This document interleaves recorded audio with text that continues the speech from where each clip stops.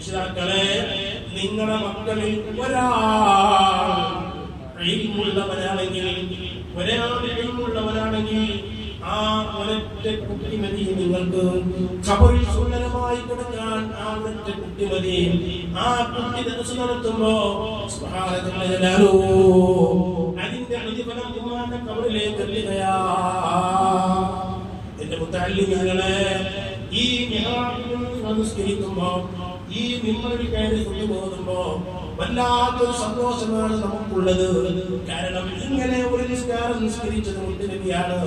മുത്തുനബി വഫാത്താകുന്നതുവരെ 17 വഖ്ത് നിസ്കാരമല്ലാത്ത നിസ്കാരത്തിന് മുഴുവൻ അവിടെ നിന്നാണ് ഇമാമത്ത് നിന്നത്. പിന്നീട് അവിടുത്തെ വഫാത്തിന്റെ സമയത്ത് ഇമാമത്ത് നിന്ന് സിദ്ദീഖ് തങ്ങളാണ്.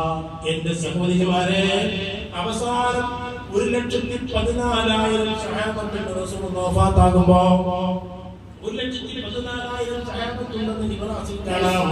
ശറഹുൽ ഹഖായിഖിന്റെ ഹസിയായ ഇബ്രാഹിം കാണാം. 1,14,000 സഹാബത്തുണ്ട്.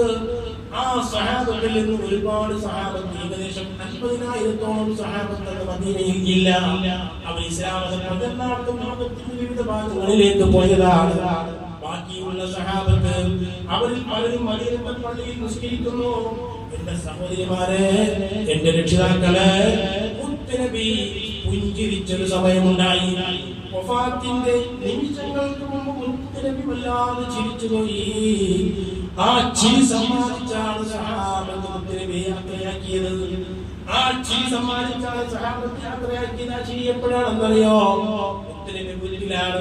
സുബഹിക്ക് ജമാഅത്തിന്, വഫാത്തിന്റെ ആ ദിവസം സുബഹിക്ക് ജമാഅത്തിന് വരാൻ പറ്റിയില്ല. സിദ്ദീഖുള്ള ചൂടങ്ങളിൽ നിന്ന് നിസ്കരിക്കുകയാണ്. ആ സമയത്ത് അവിടുത്തെ ആയിഷ ബീവി റളിയല്ലാഹു അൻഹയുടെ ബിരി ഇങ്ങനെ പൊന്തിച്ച്, ആ പൊന്തിച്ചൊരൊറ്റ നോട്ടമാണ് മദീനത്തെ പള്ളിയിലേക്ക് ഒരൊറ്റ നോട്ടമാണ്.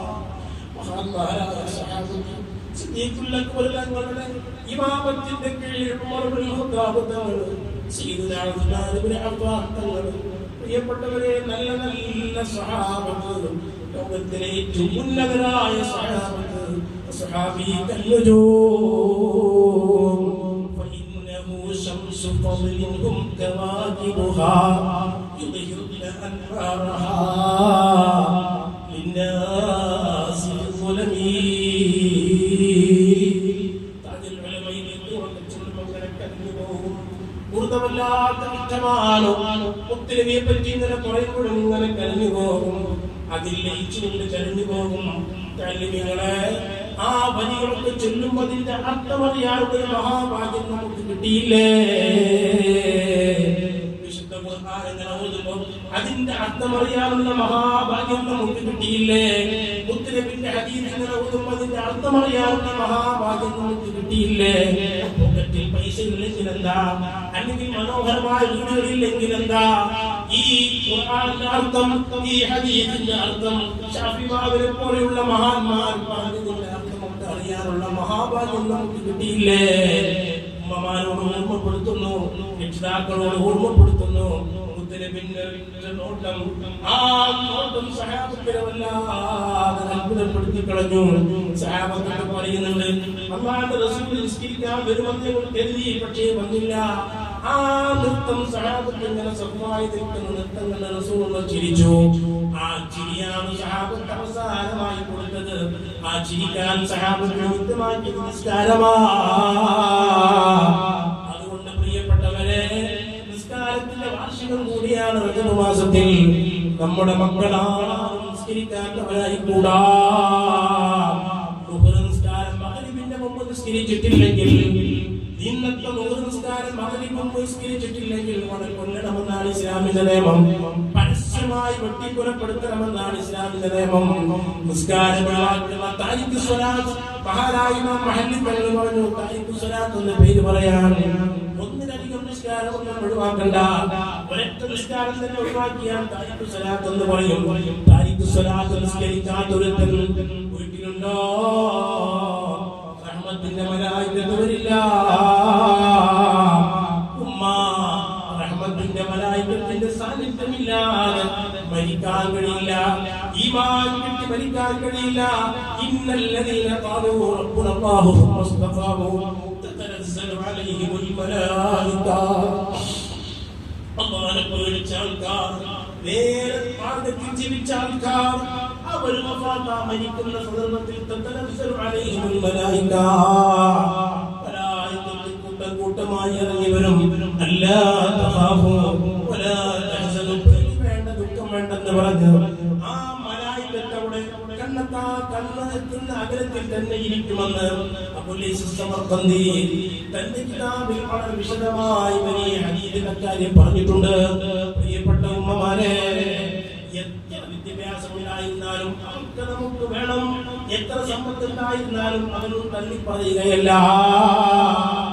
നിസ്കരിക്കാത്ത മോനാണോ, നിസ്കരിക്കാത്ത മോളാണോ, ആശുപത്രിയിലായിരുന്നാലും ശരി, എവിടെയായിരുന്നാലും ശരി, റഹ്മത്തിന്റെ മലായികത്ത് അങ്ങോട്ട് വരില്ല. കാരണം അവൻ പട്ടിയേക്കാൾ മോശമാ, നായേക്കാൾ മോശമാ. മൻഹജിൽ തങ്ങൾ ഒരു മസല പറയുന്നുണ്ട്. ഒരാൾ യാത്ര പോകുമ്പോ അയാളെ കൂടെ സ്വലാത്തായ വ്യക്തിയുണ്ട്, അയാളെ ഒരു പട്ടിയും കൂടെയുണ്ട്. രണ്ടുപേരെ ഒന്നിച്ച് ഇവൻ യാത്ര ചെയ്യുമ്പോ ഇവന്റെ കയ്യിലുള്ള വെള്ളം, ആ വെള്ളം അവൻ ഉപയോഗിച്ച് ഇനി ഒന്നിരിക്കൽ പട്ടിക്ക് കൊടുക്കാറുണ്ട്, അല്ലെങ്കിൽ ഈ മനുഷ്യർക്ക് കൊടുക്കാറുണ്ട്. രണ്ടുപേരും ദാഹിച്ച് വെള്ളത്തിന് ആവശ്യപ്പെടുന്നു, ഈ പട്ടിയും വെള്ളത്തിന് ആവശ്യപ്പെടുന്നു. നിസ്കാരം ഒഴിവാക്കുന്ന വ്യക്തിയും വെള്ളത്തിന് ആവശ്യപ്പെടുന്നു.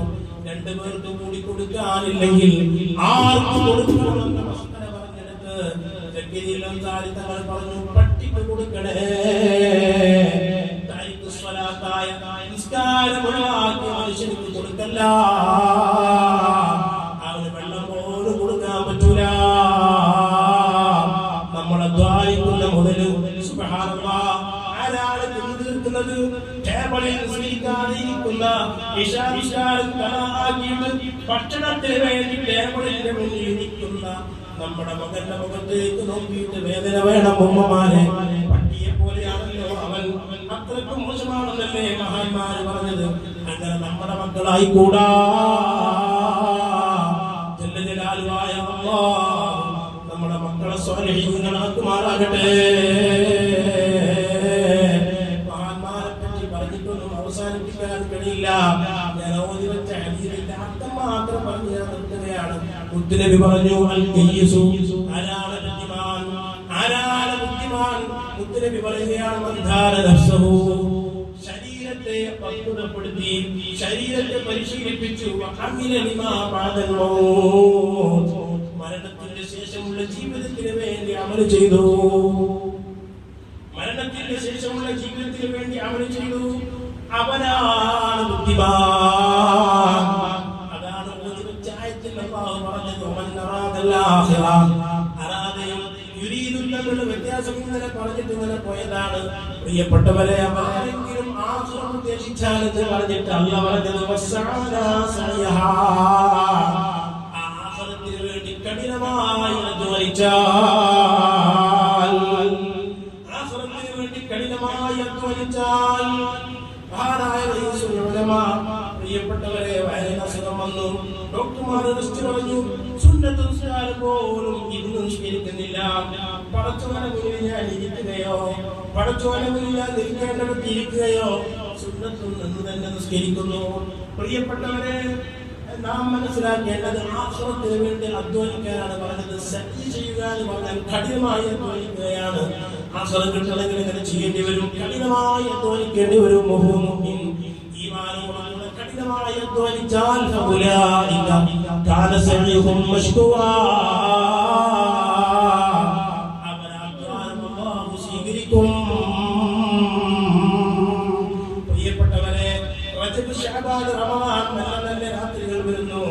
മഹാനായ ഇമാം അതേപോലെ തന്നെ അബ്ദുല്ലാഹി ജാഫരി തങ്ങൾ ഇർശാദുൽ ജാഫരി പറഞ്ഞു, മുത്തുനബി കരയാത്ത ദിവസമില്ല, മുത്തുനബി കരയാത്ത ദിവസമില്ല. കരയുന്ന ദിവസമൊക്കെ രാത്രിയാണ്, തഹജ്ജുദിന്റെ നേരത്താണ്. അങ്ങനെ തഹജ്ജുദിന്റെ നേരത്ത് മുത്തുനബി വല്ലാതെ കരയും, അല്ലാഹുവിന്റെ മുന്നിൽ കരയും. വമൻ ദക്കറ റബ്ബൽ മുഹൈമീന ഖാലിയാ ഫഫാറത് ബിഹി ഐനാഹു സൗഫ നകാനി. അല്ലാഹുവിനെ ഓർത്തുകൊണ്ട് സഹാബത്ത് മുഴുവനും അതിനെ തന്നെയാണ് റബ്ബിനെ ഓർത്തുകൊണ്ട് ശിക്ഷ ഓർത്തുകൊണ്ട് അവരിങ്ങനെ കരഞ്ഞ് ഉസ്മാൻ താടിക്കൂടെ കണ്ണുനീരിങ്ങനെ വന്നിട്ട് പ്രിയപ്പെട്ടവർ നല്ല നീണ്ട വലിയ താടിയാണ്. താടി പോലും കരയുമായിരുന്നു, പൊടിച്ചു കരയുമായിരുന്നു. പ്രിയപ്പെട്ടവരെ, അതിനൊക്കെ സമയം കണ്ടെത്തണം. 5:31 സുബഹിയുള്ളത്. ഒരു അരമണിക്കൂർ മുമ്പെങ്കിലും എഴുന്നേറ്റിട്ട് റബ്ബിന്റെ മുന്നിൽ സർവ്വ പാപങ്ങളും പറയാൻ നമുക്ക് കഴിയണം, അവസരം ഉണ്ടാകണം. ഔലിയാക്കന്മാരും സാലിഹീങ്ങളൊക്കെ അങ്ങനെയായിരുന്നു. അല്ലാഹു സുബ്ഹാനഹു വ തആല തൗഫീഖ് ചെയ്യട്ടെ.